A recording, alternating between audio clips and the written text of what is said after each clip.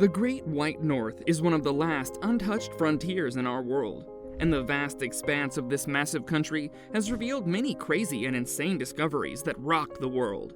Today we will share with you what scientists discovered in Canada scares the entire world, so stay tuned till the end to find out, and let's get right into it.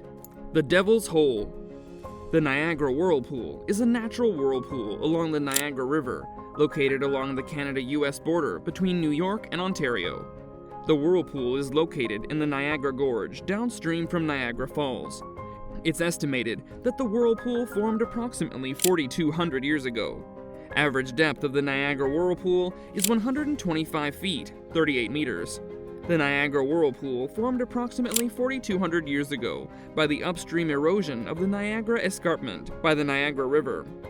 The rapid flow of water exiting the Niagara Gorge results in turbulent swirling of the river. The whirlpool naturally spins in a counterclockwise motion during normal flow. When more water from the river is diverted to the surrounding hydroelectric power plants, the flow often reverses. Second World War era B-24 Liberator bomber. For nearly 80 years, a Second World War era B-24 Liberator bomber has rested at the bottom of Gander Lake, Newfoundland, where it crashed upon takeoff on September 4, 1943, taking with it the 4 souls aboard. 79 years and 1 day later, an international team of divers, supported by the Royal Canadian Geographical Society, the Shipwreck Preservation Society of Newfoundland and Labrador, and Ocean Quest Adventures located and positively identified the wreck. Dubbed Liberator 589D, the aircraft lays on a steep ledge nearly 50 meters below the surface in near freezing temperatures, 6 degrees Celsius. At the time of the crash in 1943, search and salvage missions were conducted by military divers in hard hats, but abandoned after the wreck slipped into deeper water. Wait! Before we move on, if you're enjoying this video, make sure to give it a big thumbs up, and subscribe to our channel if you haven't already. Also, don't forget to hit the notification bell to stay updated with our future uploads. Now, without further ado, let's get back to our video. Giant beavers. The giant beaver, Castorides ohioensis, is an extinct rodent that lived in North America between 1.4 million and 10,000 years ago. It was a distant cousin to modern beavers, but in many ways may have been more similar to modern capybaras. The giant beaver was one of the largest rodents ever to roam the earth, and one of approximately 30 extinct genera of beavers. In Canada, giant beaver fossils have been found on Indian Island, New Brunswick, in Toronto and near Highgate, Ontario, and in Old Crow Basin, Yukon. Giant beavers could grow to more than 2 meters long, not including their tail, and could weigh in excess of 100 kg. Their tail could reach 65 centimeters long, but was proportionally narrower than a modern beaver's.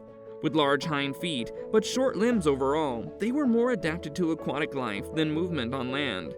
Their front teeth had blunt tips, prominent ridges along their outer surface, and could grow up to 15 centimeters long. Studies also show that giant beaver brains were proportionately smaller and smoother than those of modern beavers. This suggests they may not have been as capable of complex tasks. Wyandotte Burial Mound. Tabor Hill is a Wyandotte burial mound in Toronto, Ontario. It's located northeast of the intersection of Lawrence Avenue and Bellamy Road in Scarborough. It's estimated to date from the 14th century and contain the skeletons of over 500 Huron-Wendat. It is believed to be the only First Nations ossuary protected as a cemetery in Canada. The cemetery was discovered on August 17, 1956, when a steam shovel was in the process of demolishing the 60 feet, 18-meter high hill. The soil was being transported for use in constructing an overpass for Highway 401, and the cleared site was then intended to be turned into the Bindale suburban subdivision. After digging some 100 feet into the hill, the workers found a large collection of human bones. Work immediately stopped at the site to allow for an expert investigation. Scarborough Reeve Gus Harris first announced that the found bones were not of indigenous origin due to lack of artifacts and were instead a disposal of bones or mass burial of a cholera epidemic in 1870. Royal Ontario Museum Assistant Curator of Ethnology supervised an archaeological examination of the site. The examination found a second burial pit. Kenyon described the larger pit as the deepest ossuary I have ever seen or heard of, and the most significant ethnological discovery in Canada's history. Annual snake invasions. Tokyo has its cherry blossoms, the Netherlands has its tulip fields, And Paris offers itself. But the Canadian province of Manitoba has a remarkably distinct springtime attraction too. Tens of thousands of amorous snakes writhing around in pits. While Manitoba's tourist agency doesn't promote the Narcissus snake dens with the same zeal as it does Canada's National Human Rights Museum in Winnipeg, the annual mating ritual of red-sided garter snakes nevertheless manages to draw thousands of people, snake fanciers and snake phobes alike, to an otherwise overlooked part of the province for a few days each spring. The area around Narcissus is so attractive to snakes for the same reason many farmers abandoned it decades ago. Its thin topsoil sits on top of limestone that water has gradually eroded underground, creating a network of small caves that can be entered through sinkholes. In a place notoriously cold even for Canada, this is the perfect winter home for snakes. The eruption of the snakes each spring and the 10 days they spend cavorting in celebration is weather dependent and hard to predict. Clouds, cool temperatures, and rain can all keep them underground. Accidental dinosaur discovery. Some 110 million years ago, this armored plant eater lumbered through what is now Western Canada until a flooded river swept it into the open sea. The dinosaur's undersea burial preserved its armor in exquisite detail. Its skull still bears tile-like plates and a gray patina of fossilized skins. On the afternoon of March 21, 2011, a heavy equipment operator named Sean Funk was carving his way through the earth, unaware that he would soon meet a dragon. But around 1:30, Funk's bucket clipped something much harder than the surrounding rock. Oddly colored lumps tumbled out of the till, sliding down onto the bank below. Within minutes, Funk and his supervisor, Mike Grattan, began puzzling over the walnut-brown rocks. Were they strips of fossilized wood, or were they ribs? And then they turned over one of the lumps and revealed a bizarre pattern. Row after row of sandy brown discs, each ringed in a gunmetal gray stone. In life, this imposing herbivore, called a nodosaur, stretched 18 feet long and weighed nearly 3,000 pounds.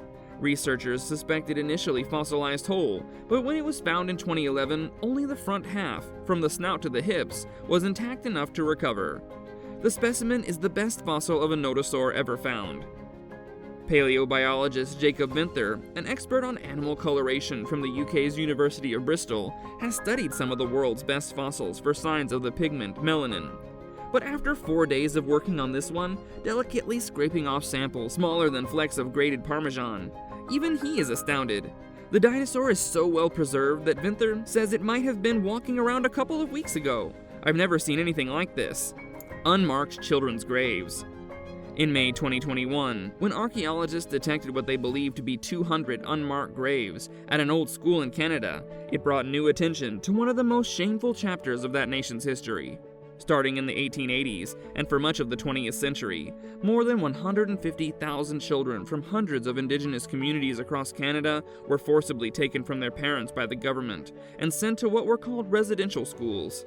Funded by the state and run by churches, they were designed to assimilate and Christianize Indigenous children by ripping them from their parents, their culture, and their community.